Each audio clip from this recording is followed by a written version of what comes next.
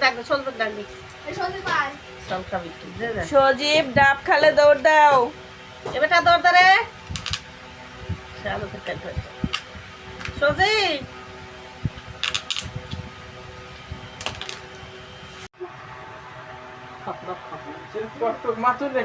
আম্মু এটা এটা একদম ভর্তি পানি দেখো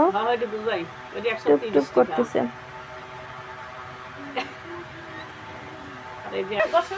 বসে খাও একটু বসে খাও